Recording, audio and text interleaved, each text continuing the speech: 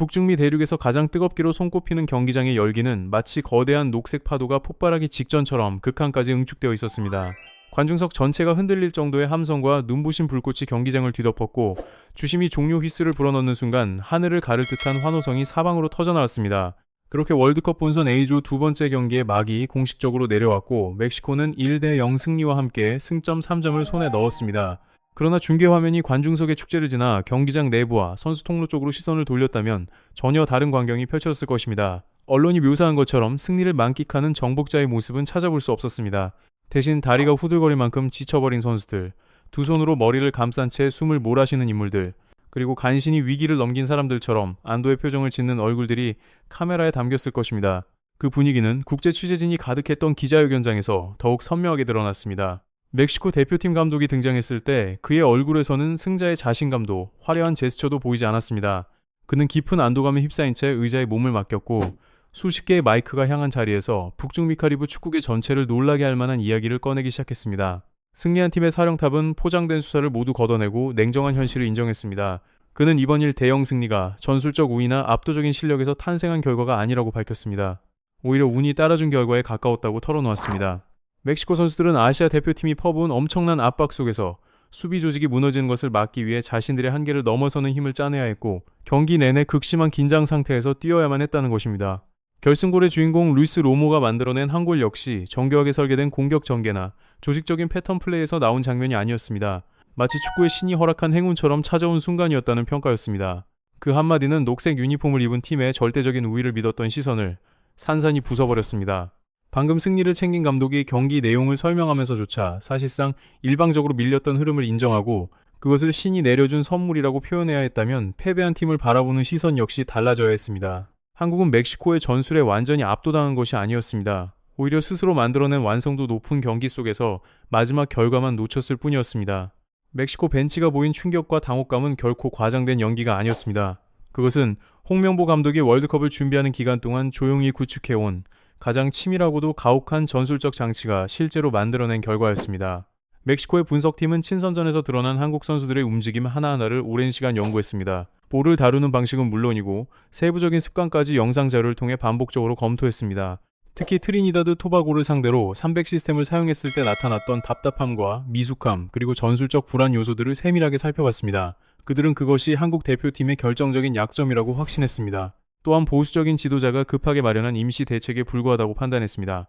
하지만 월드컵 무대에서 마주한 현실은 전혀 달랐습니다. 그들의 예상은 완전히 빗나갔습니다.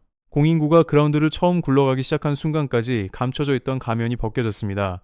그리고 모두가 알고 있다고 생각했던 한국은 사라졌습니다. 그 자리를 대신한 것은 철저하게 준비된 전술과 강력한 압박으로 상대를 몰아붙이는 또 다른 모습의 팀이었습니다. 멕시코가 분석 자료를 통해 상상했던 상대가 아니라 진정한 파괴력을 품고 월드컵 무대에 등장한 새로운 한국이 모습을 드러낸 순간이었습니다.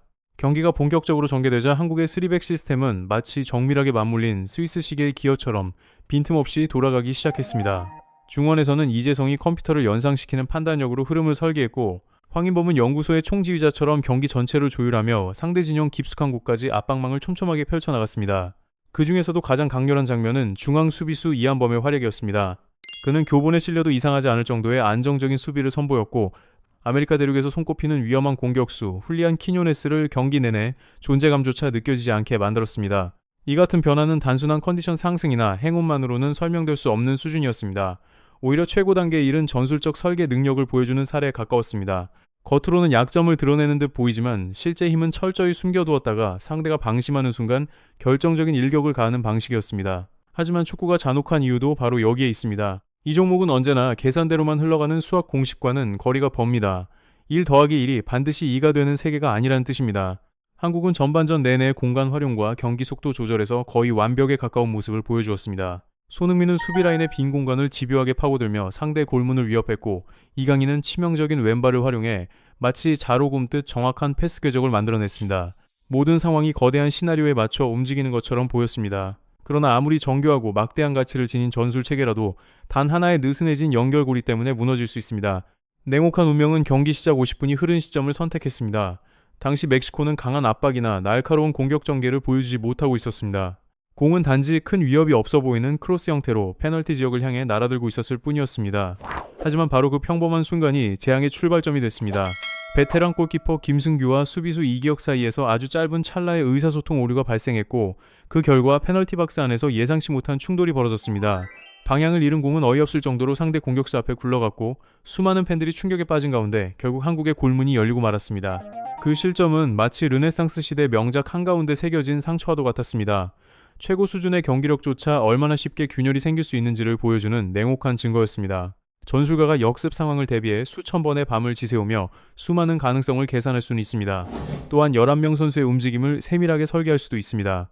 그러나 그 어떤 천재적인 두뇌라도 운명을 가르는 100분의 1, 초의 순간에 발생하는 인간의 심리적 흔들림과 반사적인 움직임까지 완벽하게 지배할 수는 없습니다. 그리고 체계가 예상 밖의 방식으로 무너졌을 때 벤치가 보이는 반응은 강팀의 진짜 수준을 판단하는 기준이 됩니다.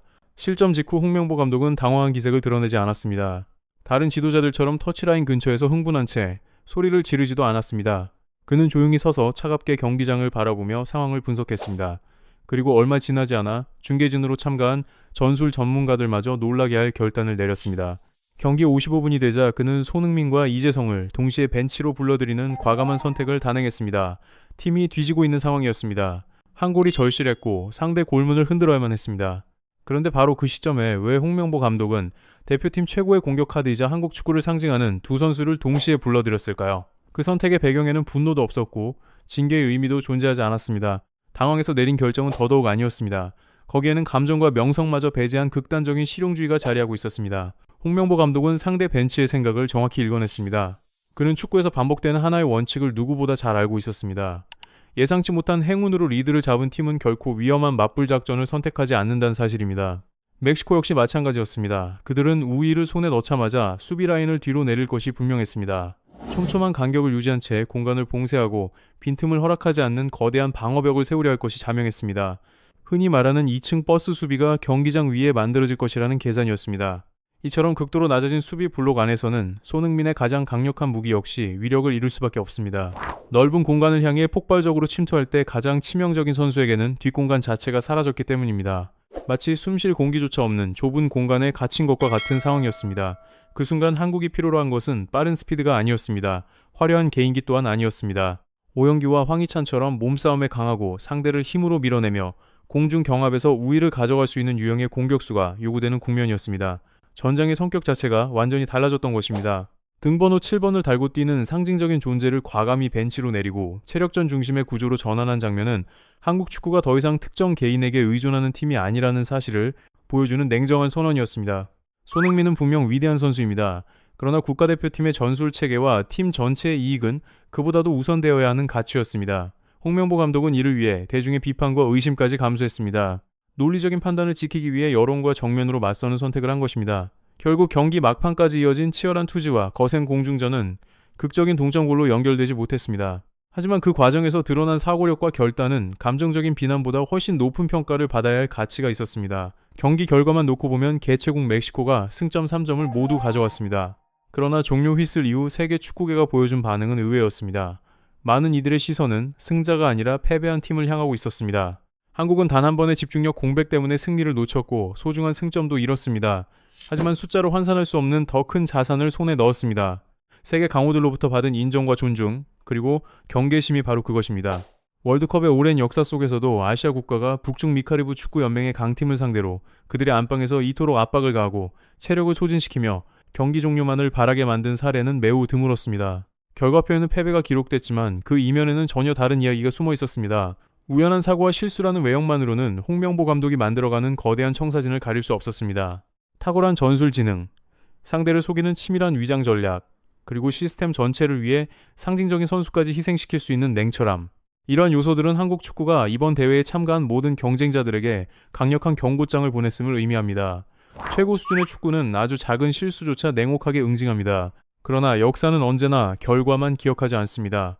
시대를 뛰어넘는 사고방식으로 경기를 지배하는 이들 역시 함께 기록합니다. 이날 한국은 멕시코 앞에서 무너진 것이 아니었습니다. 더 강해지기 위한 과정 속에서 작은 대가를 치렀을 뿐이었습니다. 그리고 그 혹독한 경험은 앞으로 더욱 거대하고 더욱 강력한 팀으로 진화하는 밑거름이 될 가능성을 보여주었습니다. 여러분은 이번 경기에서 가장 인상 깊었던 장면이 무엇이었다고 생각하십니까? 홍명보 감독의 과감한 교체 결정에 대해 어떤 평가를 내리고 계신지 댓글로 의견을 남겨주시기 바랍니다.